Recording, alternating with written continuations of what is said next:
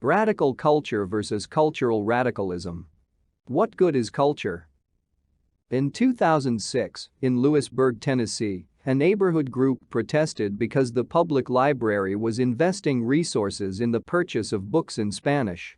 Of the 60,000 volumes, only 1,000 were published in a language other than English.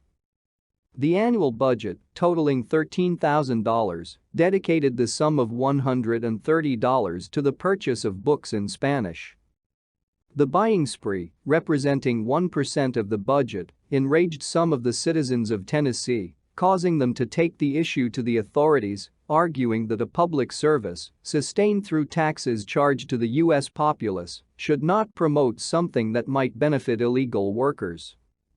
Thus, the new conception of culture surpasses that distant precept of the ancient Library of Alexandria.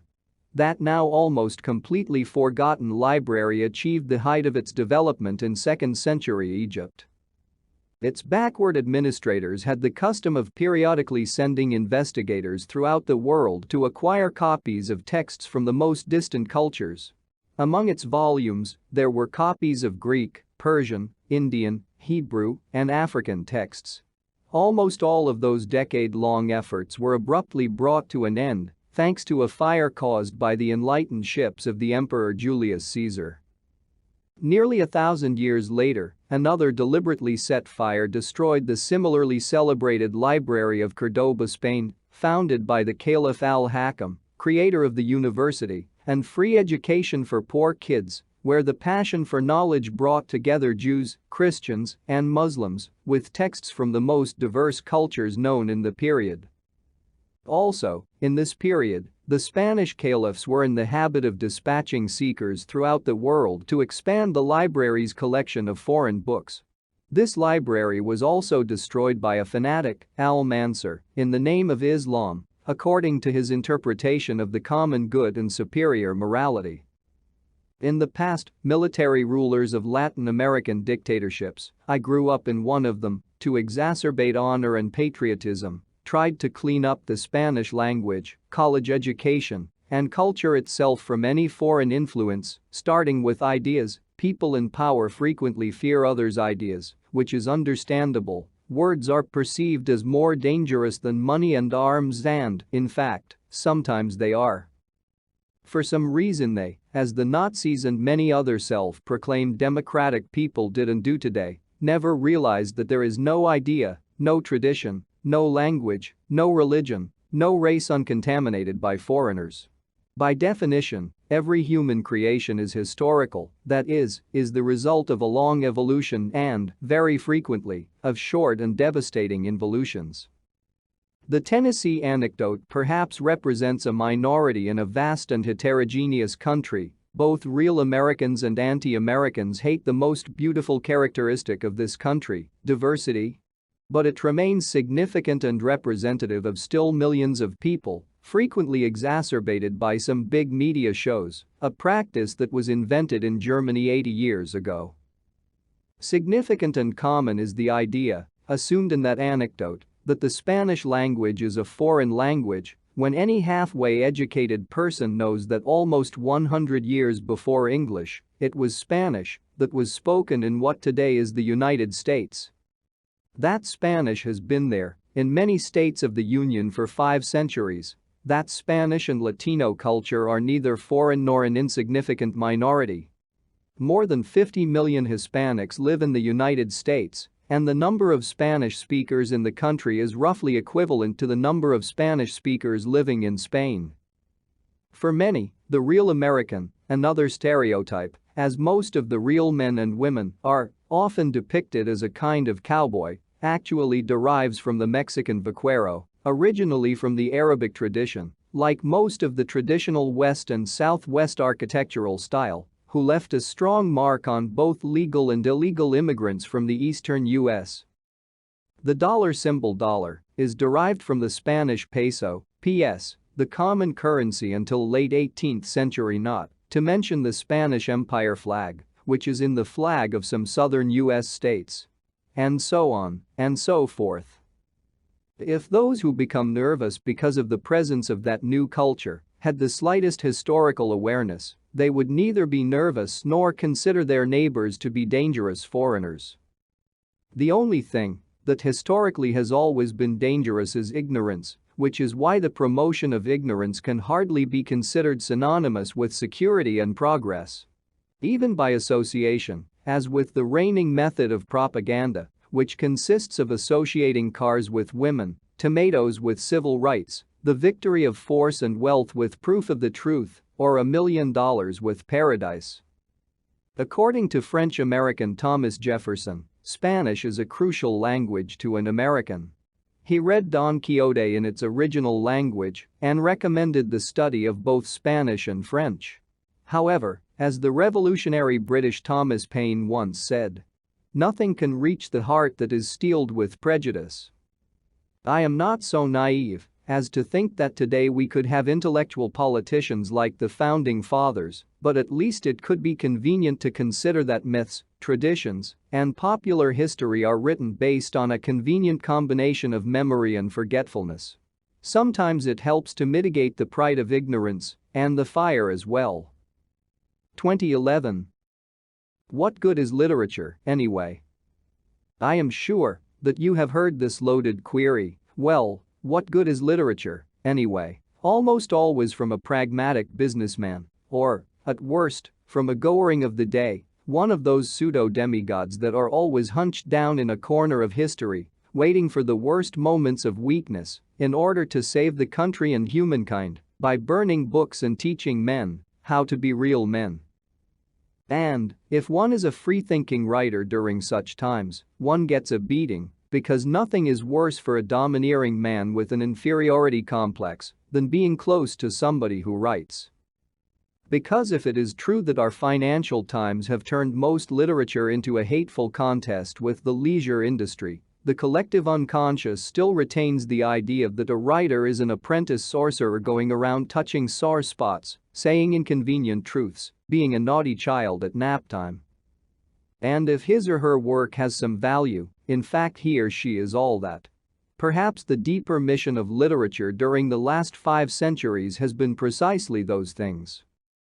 Not to mention the ancient Greeks, now unreachable for a contemporary human spirit that, like a running dog, has finally gotten exhausted and simply hangs by its neck behind its owner's moving car.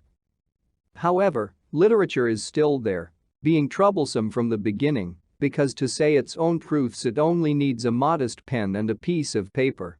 Its greatest value will continue to be the same, not to resign itself to the complacency of the people, nor to the temptation of barbarism. Politics and television are for that. Every so often a politician, a bureaucrat or a smart investor decides to strangulate the humanities with a cut in education, some culture ministry or simply downloading the full force of the market over the busy factories of prefabricated sensitivities. Much more sincere are the gravidigers who look us in the eyes and with bitterness or simple resentment, throw their convictions in our faces as if they were a single question. What good is literature? Some wield this kind of philosophical question not as an analytical instrument, but as a mechanical shovel to slowly whiten a tomb full of living corpses. The gravidigers are old acquaintances. They live or pretend to live, but they are always clinging to the throne of time. Up or down, there they go repeating with voices of the dead their utilitarian superstitions about needs and progress. How to respond about the uselessness of literature depends on what you comprehend to be useful and not on the literature itself. How useful is the epitaph, the tombstone carved, a reconciliation, sex with love, farewell, tears, laughter, coffee?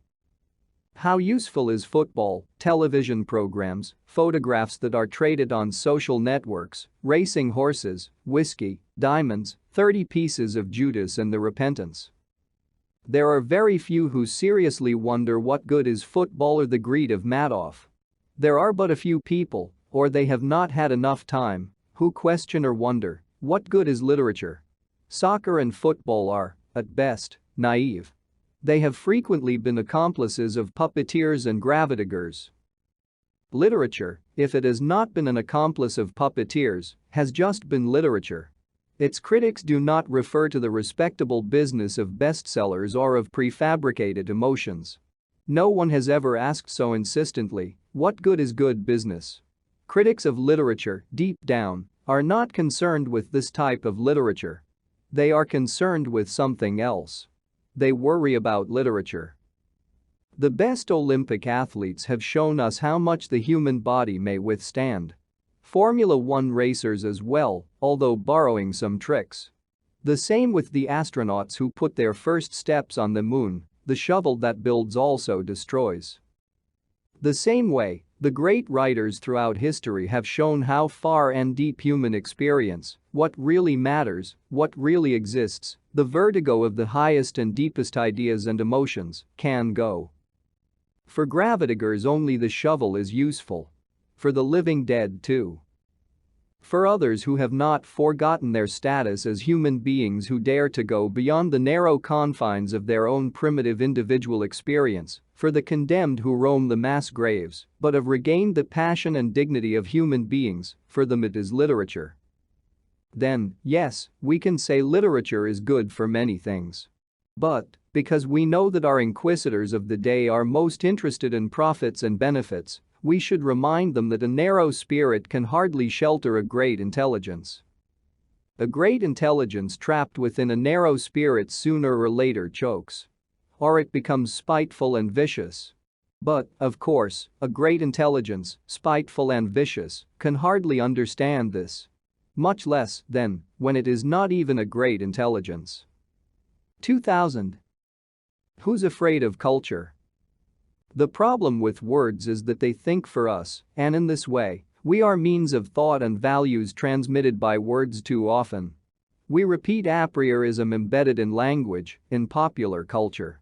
This problem is more remarkable when we lack a metalinguistic awareness. One of these traps is to use words that contain an unsuspected diversity where one of their possible meanings dominates and excludes the others.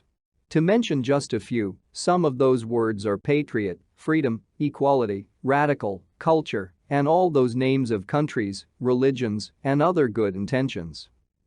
In any debate or policy on culture, it is necessary to clarify what culture we refer to. In a basic classification, there is what was once called high culture in the last century, very close, inside, and outside of it, is the radical culture. Radical culture raises the consciousness of individuals and peoples, which is not satisfied with reproducing standards and stereotypes, and which, by consequence and consistency, is constantly pushing the limits of thought and sensitivity. It is the one that makes us more human. On the other hand, we have popular culture and within it two radically opposite forms.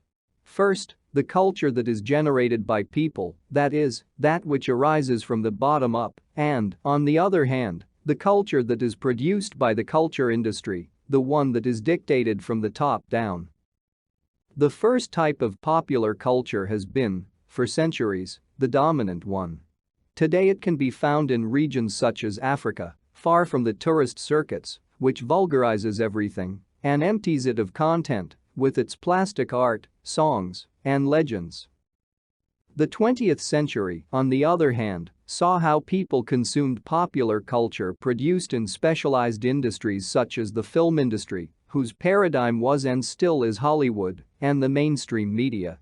Thus, the peoples adopted forms and values of which they were alien, exercising a single role: to consume. Before the critics, the market defended itself, it still does, with the innocent but consistently compelling argument that the success of the sales is due to offering what the public demands. If we accept such a theory, we should concede that novel readers are responsible for the million-dollar campaigns of the big publishing houses. So, every year, the children of the world agree to demand that international companies produce all those surreal cartoons and dolls, such as the most recent Minecraft or Minions. Thus, each year, the united children of the world exercise their power over the poor production companies that have no choice but to satisfy such an arbitrary demand, typical of immature people, based on 2 or 3 basic characters. Freedom is a utopia, and it is a myth in the worst case since there are only forms of liberation but never freedom, despite this being the most recurrent word in nationalist narratives. Without radical culture, there is no democracy, and there is no full individual. In contrast, radical culture has not reaped the benefits of some new habits of our time, such as social networking sites, in the same proportion as the market and popular culture. It is enough to observe that the cultural and intellectual differences between individuals who share the same space are not given by social networks, but by some other form of education that they have received, either formal and traditional education or education in the family environment. Social networks have not contributed anything to radical culture, but, perhaps, the opposite. Those consumers of prefabricated popular culture simply limit themselves to that, to consume and reproduce values that are not only predictable and monotonous but are also functional to groups in economic power to which poor consumers do not belong. Then there is a paradox of resistance. We owe all the ethical and social progress of modern history, culture cells, but the managers and creators of radical culture do not live from culture as do the producers and reproducers of standardized popular culture. Radical culture survives thanks to this minority army of artists, scientists, and publishers with a small market share. In this way, democracy is saved from planetary dictatorship, and individuals are protected from dehumanization of mere consumption and standardization. Just as writing beyond the microfragment is a radical act of thought and sensitivity, reading a book is also an expression of rebellion typical of radical culture. Whether digital or printed, a book is subversive being only because of its format, due to its resistance to the fragmentation of the individual. So are cultural events that governments timidly support, as if they were superfluous waste. They are exercises of radical culture. Exercises of liberation, of levitation of the human conscience that in its natural state, that is, not brutalized by propaganda and ideology, always aspires to release from its conditioning factors, from its ongoing dehumanization, the liberation of its proper powers. A people without culture, without radical culture, are a docile people, a slave who thinks he is happy like a drug addict who thinks he is free, just because he has access to drugs. Even if we do not favor government interference in culture and most individuals' lives, it would be naive to expect something better from the other major player, the market. Leaving culture in the hands of the laws of the market would be like leaving agriculture in the hands of the laws of meteorology and microbiology. No one can say that excess rainfall, droughts, invasions of locusts and worms, pests, and parasites are less natural phenomena than the always suspicious elusive hand of the market. If we left agriculture to its own devices, we would starve. In the same way, it is necessary to understand that if we leave culture in the hands of the laws of the market, we will perish in barbarism.